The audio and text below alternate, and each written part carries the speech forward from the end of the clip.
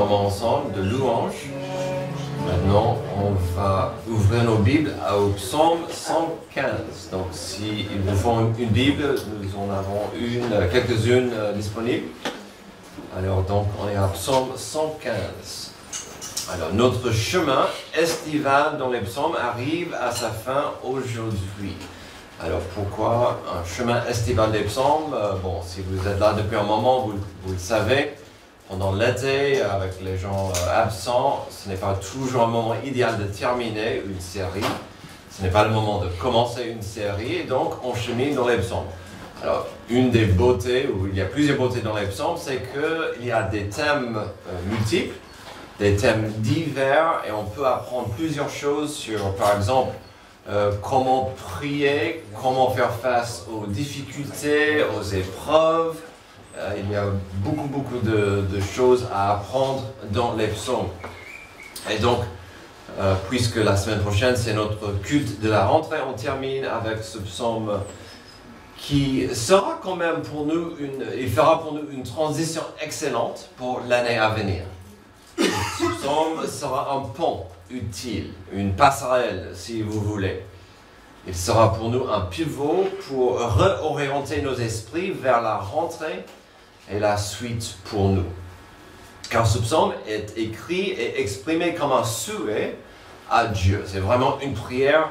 Dieu, j'aimerais voir. Dieu, je veux que tu fasses. Et donc c'est vraiment écrit dans ce sens. C'est une demande de voir Dieu améliorer ce monde pourri. Alors peut-être il y en a qui diraient, mais est-ce que ce monde est pourri? Non, je rigole, on sait bien que ce monde a beaucoup de problèmes et on a besoin de Dieu.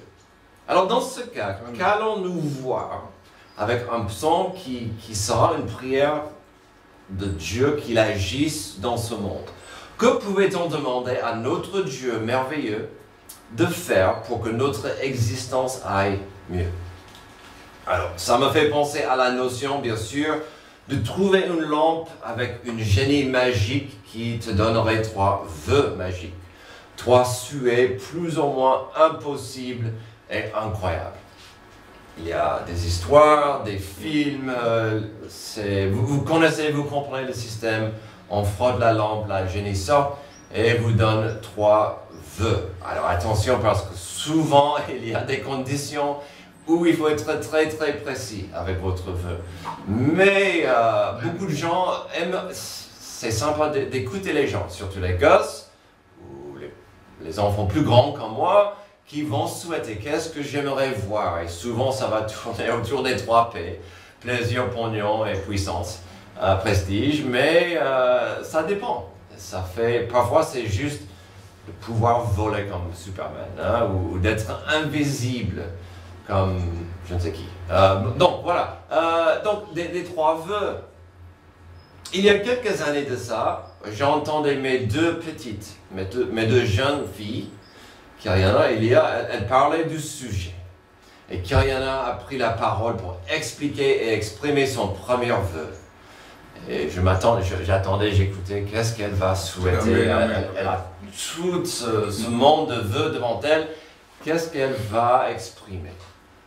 Je ne me souviens pas si elle est arrivée au souhait 2 et 3, car son premier désir m'a tellement touché et encouragé. Et puis les 2 filles ont commencé à parler de ça et elles ont eu une discussion assez profonde pendant quelques minutes sur ce vœu. Elles sont nerveuses là parce que...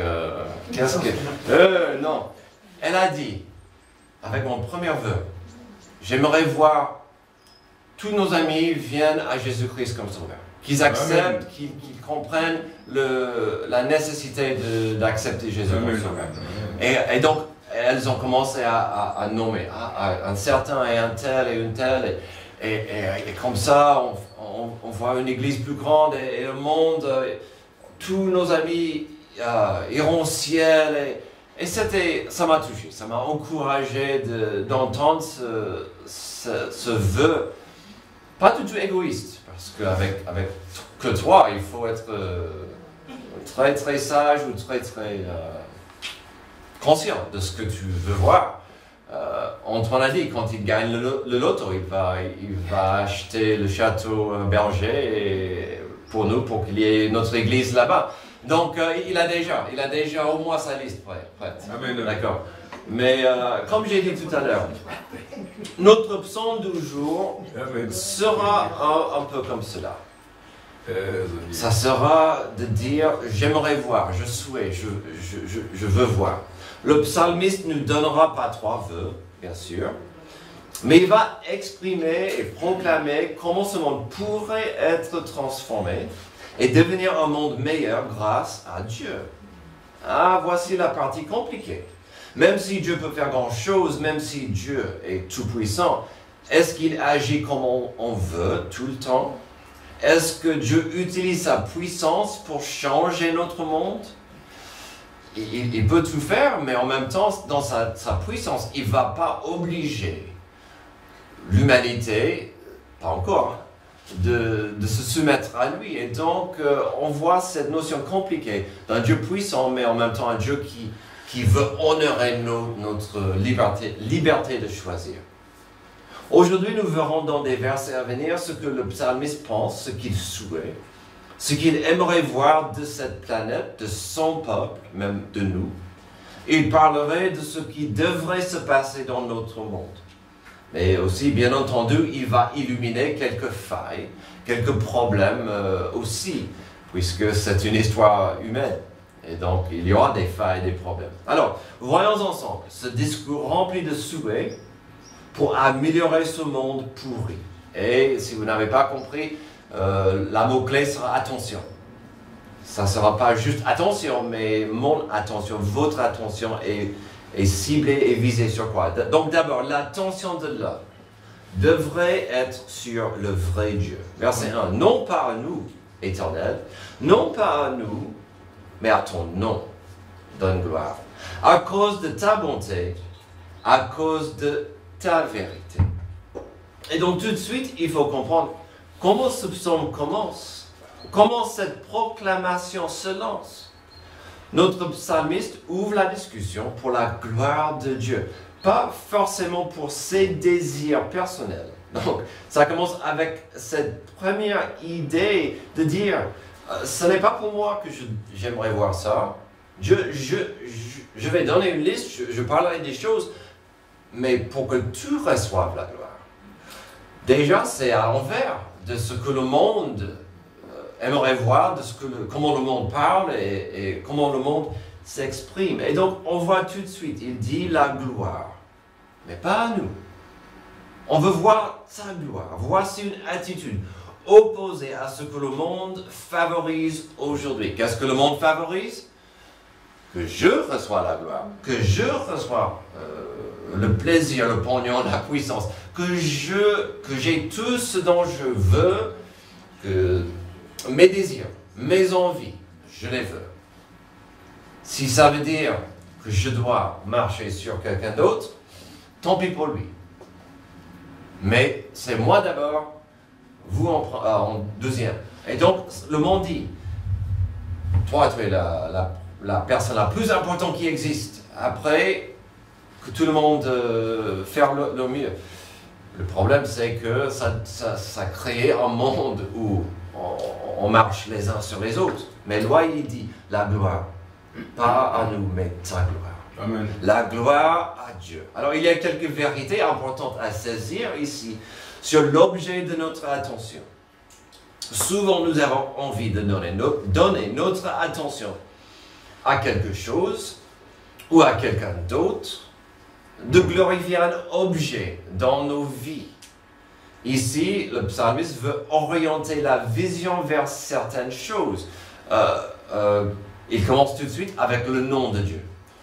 On veut que ton nom reçoive la gloire. Ton nom. Alors, il y a des noms importants dans l'histoire de l'humanité. Alexandre le Grand. Alors, la semaine dernière, j'ai été rappelé de Guillaume, le conquérant. Amen. Il y a Napoléon. Peut-être un jour, le monde, j'espère, connaîtrait le nom d'Antoine Coquelin. Mais, ici on voit, qu'est-ce qui compte? Amen. Le nom de Dieu, ton nom. Amen. Il a compris une des raisons d'être de l'homme, de glorifier Dieu. Amen, amen. De glorifier Dieu. Et puis, quoi d'autre? Il a parlé de la bonté de Dieu. Alors, quand on est dans les psaumes, je parle souvent de ce mot parce que ce mot est tellement riche. La bonté, oui, mais ce mot, je vous rappelle, ça veut dire la bonté de Dieu, mais c'est la bonté enrobée, enveloppée dans l'amour. Donc c'est plus que la bonté, c'est l'amour de Dieu et c'est bien fait.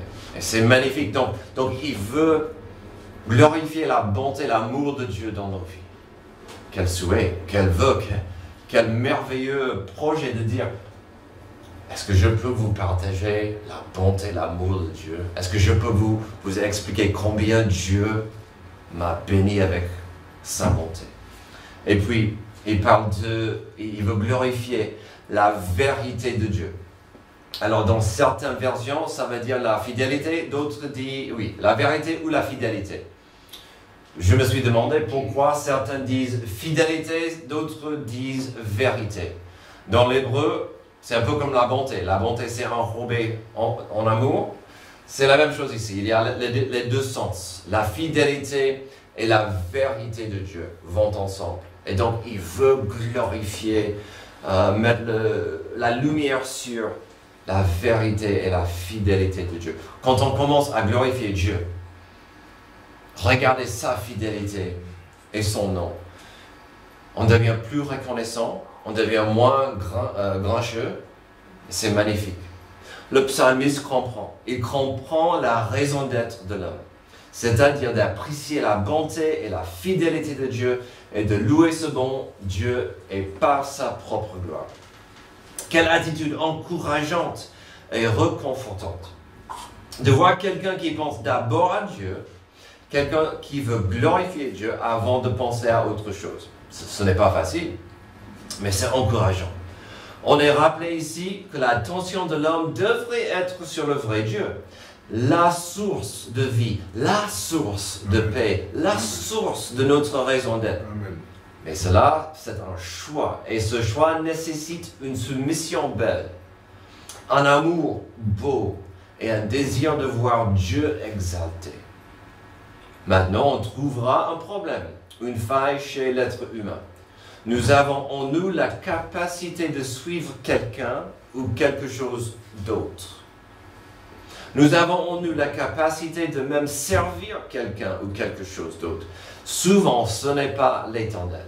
Donc, voyons la suite. L'attention de l'homme dérive souvent vers des faux dieux. Verset 2. Pourquoi les nations diraient-elles, où donc est leur Dieu? Notre Dieu est au ciel. Il fait tout ce qu'il veut. Leurs idoles, ce n'est que de l'argent et de l'or. Elles sont faites par la main des hommes. Elles ont une bouche, mais ne parlent pas. Elles ont des yeux, mais ne voient pas. Elles ont des oreilles, mais n'entendent pas. Elles ont un nez, mais ne sentent pas. Elles ont des mains, mais ne touchent pas. Des pieds, mais ne marchent pas. Le gosier ne produit aucun son, il leur ressemble. Ce qui les fabrique, tous ceux qui se confient en elles. Amen. Alors, l'attention de l'homme dérive souvent vers des faux dieux. C'est dans notre nature humaine de fixer notre attention sur quelque chose d'autre Dieu. Je veux suivre ça. Alors là, il a donné une liste. Mais au moins, on voit que notre psalmiste, il a une bonne et belle compréhension de qui est Dieu. Il dit au verset 2, « Pourquoi les nations diraient-elles, où donc est leur Dieu ? Notre Dieu est au ciel, il fait tout ce qu'il veut. » Et donc, on a un problème, on a de la tension. Nous allons vite découvrir que le contexte du passage, c'est l'idolâtrie. C'est pourquoi des nations autour, des gens autour posent la question. C'est où votre Dieu? Je ne suis pas impressionné par votre Dieu car je ne le vois pas. Tandis que moi, je pourrais te montrer mes dieux. Parce que si une telle idole représente mon Dieu, j'aurais du mal à comprendre l'idée de Dieu éternel que je ne peux pas voir. Certes, ça c'est un défi que nous avons. Les gens disent, où est votre Dieu? Que Dieu se montre, qu'il se prouve. Et donc, bien sûr, c'est un défi, c'est pas grave. Ce n'est pas comme si on peut ouvrir la boîte et sortir mon idole, parce que Jésus-Christ est vivant à la droite du Père.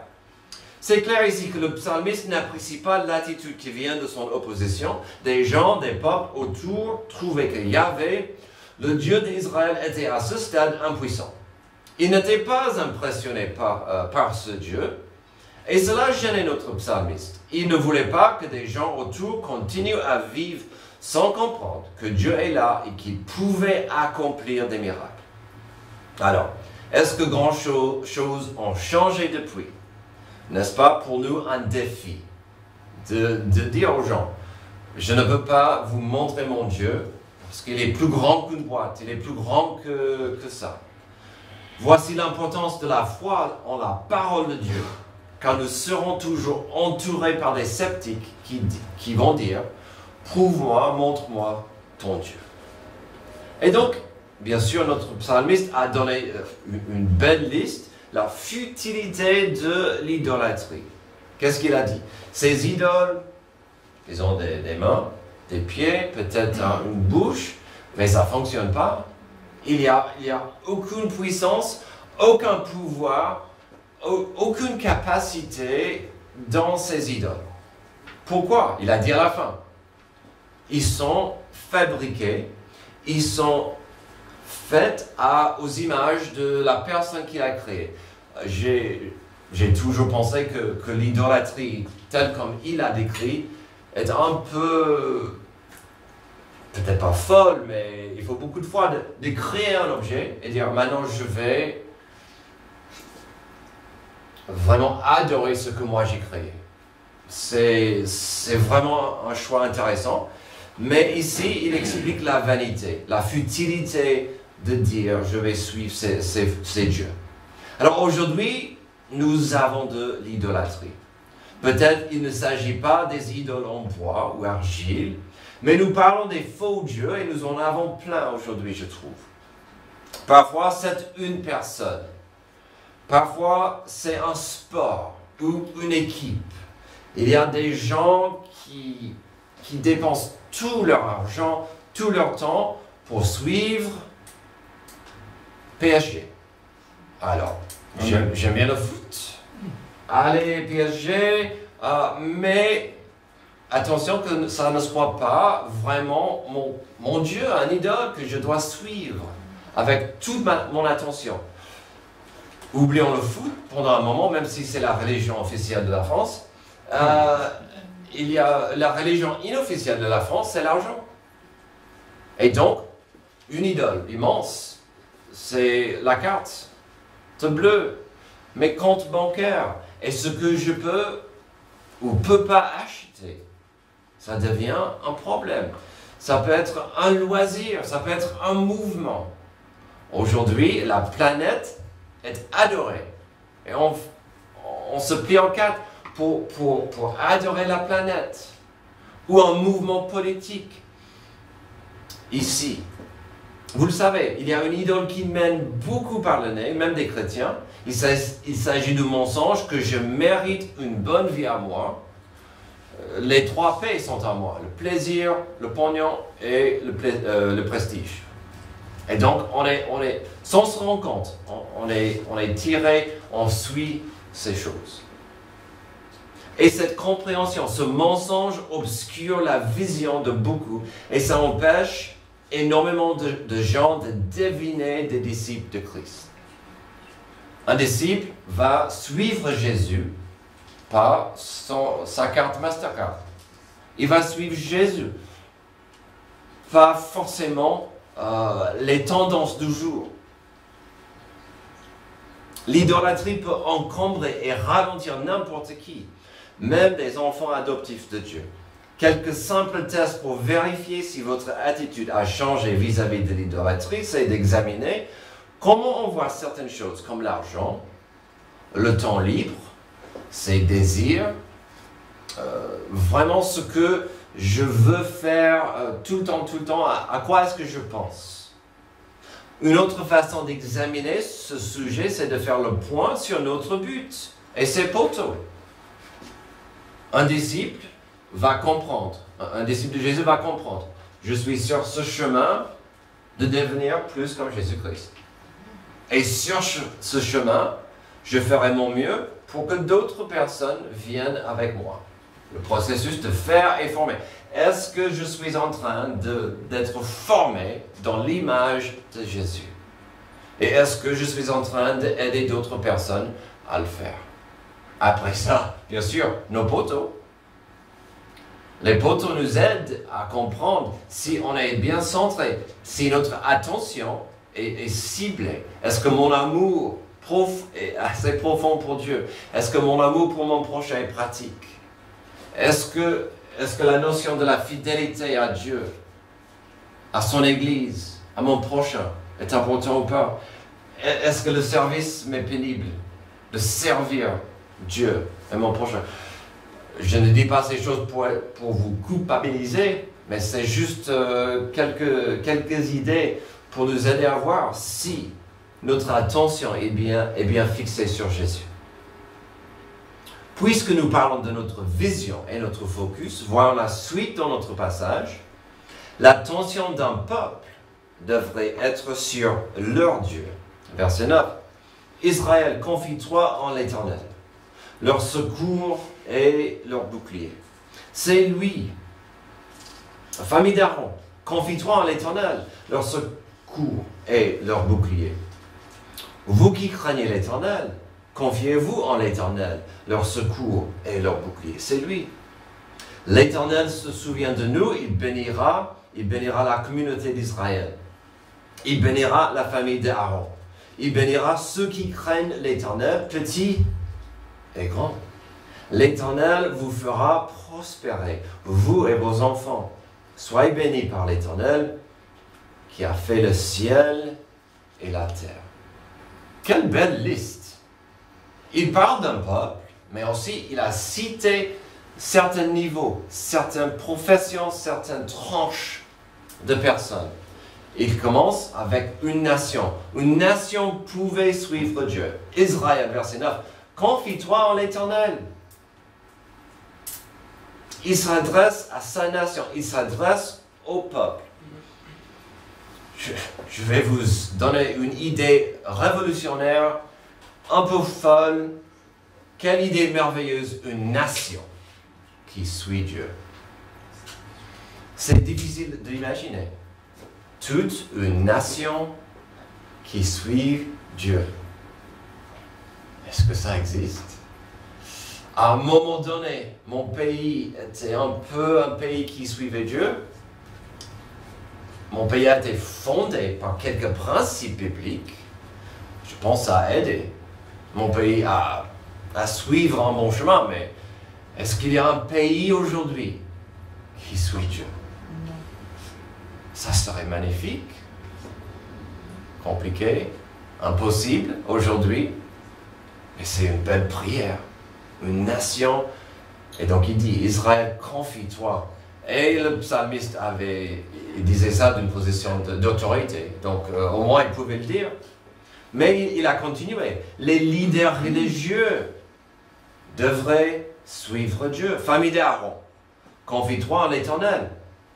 N'est-ce pas intéressant? Il a compris sur un certain niveau que si les leaders religieux n'effectuent pas leur travail correctement, toute une nation pourrait souffrir. Et donc les leaders religieux doivent être prêts à suivre Dieu. Puis, heureusement, des bénédictions sont disponibles en Dieu. Verset 11, il parle à tout le monde. Vous qui craignez l'Éternel, confiez-vous en l'Éternel. Leur secours et leur bouclier, c'est lui. L'Éternel se souvient de nous, il bénira la communauté d'Israël, il bénira la famille d'Aaron, il bénira ceux qui craignent l'Éternel, petits et grands. L'Éternel vous fera prospérer, vous et vos enfants. Alors, ce qu'il faut retenir et comprendre aujourd'hui, c'est qu'une relation avec Dieu ne garantit pas une bulle protectrice. Il parle d'un bouclier, pas une bulle. Cette vie ne garantit pas la richesse, la paix, la bonne santé. Qu'est-ce qu'il dit au peuple de Dieu, aux leaders religieux? Ceux qui aiment Dieu et vivent avec un profond respect de lui auront une vie paisible. Pourquoi? Parce qu'ils sont soumis à Dieu. Pas parce que Dieu épargne des mauvaises choses de la vie, mais parce que, qu'est-ce qu'il a dit? Il se souvient de son peuple. Amen. Il aime son peuple. L'amour de Dieu, c'est le message le plus fort et grand dans sa parole. Son amour couvre, qu'est-ce qu'il dit au verset 13? Son amour couvre les petits et les grands. Son amour couvre les petits. Quel encouragement. Alors, si l'attention du peuple devrait être sur Dieu, qu'est-ce que cela implique pour notre monde moderne? L'attention du monde, c'est sur moi. Sur ma puissance, mon plaisir, ce que je veux. Moi, je. La culture moderne est infectée par moi, je. Amen. Moi, je. C'est la nature humaine, c'est la nature pécheresse, c'est pas grave. Mais le peuple, en principe, ira mieux si le peuple pouvait suivre Dieu dans ce monde moderne. Et quel contraste de dire au monde, je veux suivre Dieu, car sa bonté est une grande bénédiction. Alors ça nous mène à la fin de ce psaume. Qu'est-ce qu'il va dire? Qu'est-ce qu'il va souhaiter? L'attention du peuple devrait être sur leur destination. Verset 15. Soyez bénis par l'Éternel, qui a fait le ciel et la terre. Le ciel appartient à l'Éternel, mais il a donné la terre aux hommes. Ce ne sont pas les morts qui célèbrent l'Éternel, ce ne sont pas ceux qui descendent dans le monde du silence, mais nous bénirons l'Éternel. Dès maintenant et pour toujours, louez l'Éternel. Il a commencé le psaume avec le regard vers le haut, à Dieu. Il va terminer son discours avec la même idée. Fixons notre attention à ce grand Dieu. Avant de voir ce qu'il a écrit en détail, n'est-ce pas intéressant de voir combien ce passage, même la plupart du psaume entier, reflète des vérités qui se trouvent dans la prière moderne, notre Père.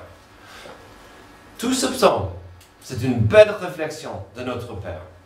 Parce que ça parle de Dieu, qui est aux cieux. Que ton nom soit sanctifié, que ton règne vienne, que ta volonté soit faite sur terre, comme au ciel.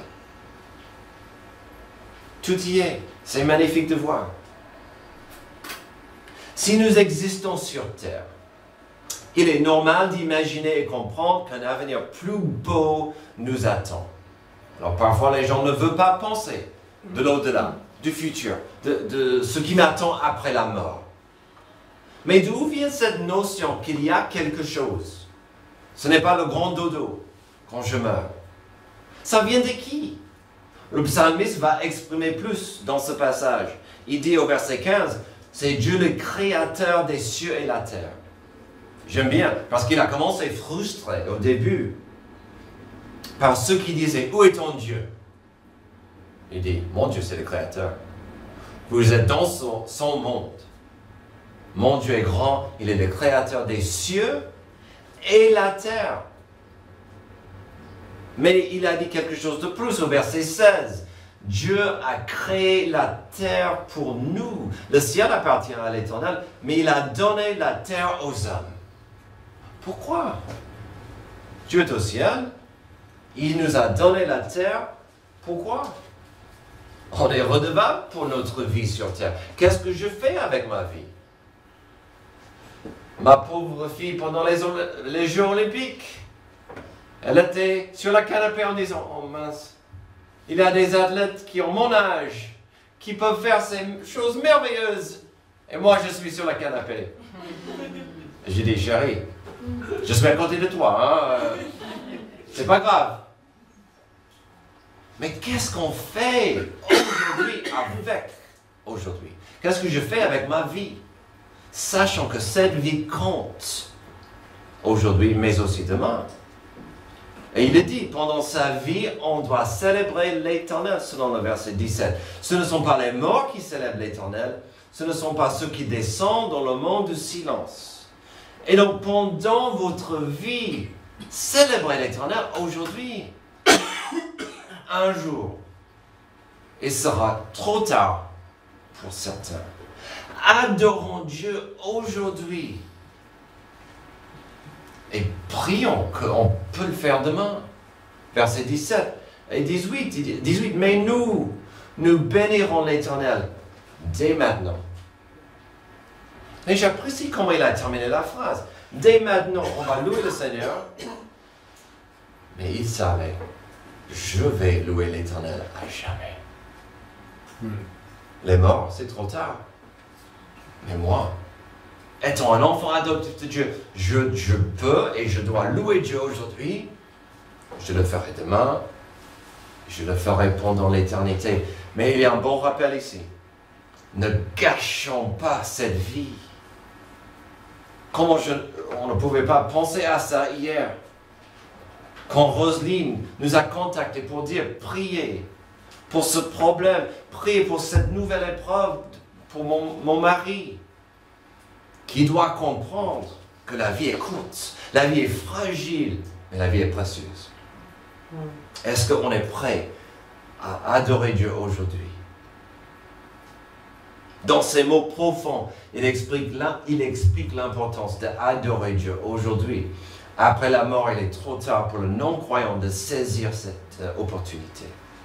Puis il fait allusion à notre avenir. L'enfant adoptif de Dieu peut évaluer l'Éternel à jamais. Mais notre attention devrait être sur lui et cette destination dans le futur dès aujourd'hui. Voici encore un des défis que nous avons, de vivre aujourd'hui dans les jours de 24 heures, mais avec la réalité à venir que l'éternité auprès de Dieu nous attend. Il faut un équilibre pour vivre aujourd'hui pour Dieu, sachant que l'éternité nous attend. Et la frustration de vivre dans des corps remplis de péché et corrompus par le péché. Et la frustration de vivre parmi des gens qui n'apprécient pas cette notion de l'avenir. N'est-ce pas vrai? Je vais vous poser une question difficile. Je vais vous poser une question qui va faire mal. Et je connais la réponse déjà. C'est une question rhétorique. Qui parmi nous aujourd'hui a une proche? Quelqu'un que vous aimez, qui n'est pas encore sauvé. Quelqu'un qui n'est pas un enfant adoptif de Dieu. On vit avec ce défi. On vit avec ce beau fardeau de vouloir partager la bonté de Dieu avec ce qu'on aime. C'est l'amour de Dieu, ça se partage. L'espérance, la joie. Mais c'est un défi majeur dans nos vies. De pouvoir dire avec le psalmiste, au verset 17, ce ne sont pas les morts qui célèbrent l'Éternel. Ce n'est aucun de ceux qui descendent dans le lieu du silence, mais nous bénirons l'Éternel dès maintenant et à jamais. Louez l'Éternel. Et dans le contexte, vous avez compris, c'est pour tout un peuple. En principe, la volonté de Dieu, c'est que tout un peuple et toutes les tranches dans la population louent l'Éternel. Tout à l'heure, nous avons commencé ce message avec la notion des 3 vœux magiques, et la possibilité de voir l'impossible arrive. Avec 3 vœux, certains ne demanderaient que des choses pour soi. Et vous l'entendez parfois. J'aimerais 10 milliards d'euros, je veux la santé à perpétuité et je veux être le roi du monde. Voilà, 3 vœux faciles. Un peu égoïste, mais je comprends. Parfois, j'entends certains qui disent, et si je faisais un mélange? 2 vœux pour moi et 1 pour l'humanité. Donc, j'aimerais qu'il y ait la paix sur la terre, plus de guerre. Voilà. Et moi, après ça, l'argent et la santé. Amen. Ma femme dirait très très vite. Elle abhorre, elle déteste le cancer. Donc, je l'ai entendu. Si j'avais 3 vœux, je prendrais 1 pour l'humanité et je prendrais 1 vœu pour éradiquer le cancer. Après ça, je ne me souviens plus de son liste. Mais on peut avoir des listes intéressantes. Comme j'ai dit tout à l'heure, le message de la Bible, le thème central, c'est qu'il y a un Dieu suprême qui nous aime et qui désire que nous ayons une relation de paix avec lui. La paix sur terre, c'est un beau rêve, certes. Mais au lieu de se soucier des choses hors de notre maîtrise, il faut vérifier si votre cœur est en paix. Et cela reviendra à cette notion de notre attention. Sur quoi est ma vision centrée? Ma vision est centrée sur quoi? Sur qui? Si mon attention ne se tourne pas autour du Créateur du monde, si mon attention ne se tourne pas autour du Sauveur du monde, mon attention va me tromper et je tournerai en rond. La paix sur terre, c'est magnifique. Mais je vous encourage aujourd'hui de vérifier la paix de vos cœurs. Trouvons de l'encouragement dans ces mots de l'apôtre Paul, dans sa lettre aux Philippiens chapitre 4. Ne vous inquiétez de rien, mais en toute chose, faites connaître vos besoins à Dieu par des prières et des supplications dans une attitude de reconnaissance. Et la paix de Dieu, qui dépasse tout ce que l'on peut comprendre, gardera votre cœur et vos pensées en Jésus. Prions. Dieu, merci pour ce psaume qui nous rappelle que ce monde est pourri, ce monde a des problèmes, mais en même temps, on a besoin. La solution est claire. Mais la solution commence dans chaque cœur. Aide-nous à comprendre, à appliquer, à saisir l'opportunité que tu nous donnes afin de te louer. Afin que nous ayons tous cette paix qui surpasse notre compréhension. Cette paix qui vient de Jésus-Christ. Qu'il soit béni, c'est dans son nom que je prie. Amen. Levez-vous, on va chanter un dernier chant.